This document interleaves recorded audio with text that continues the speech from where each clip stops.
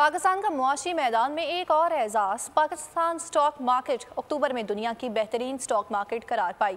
100 index 51,920 points पर पहुंच चुका है, जबकि डॉलर 50 पैसे महंगा हुआ और सोने की कीमत भी ऊपर आने लगी है।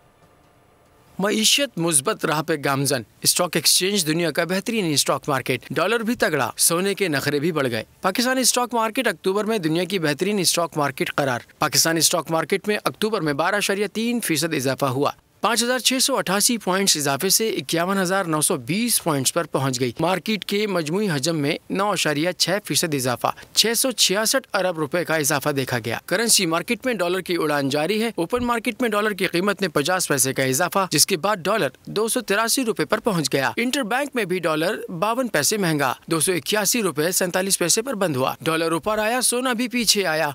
फी तोला सोना 900 रुपए महंगा, 2,13,000 का हो गया। 10 ग्राम सोने की कीमत में 771 रुपए का इजाफा, 1,72,270 रुपए हो गई। सब्सक्राइब करें और बेल दबाएं ताकि कोई खबर रह न जाए।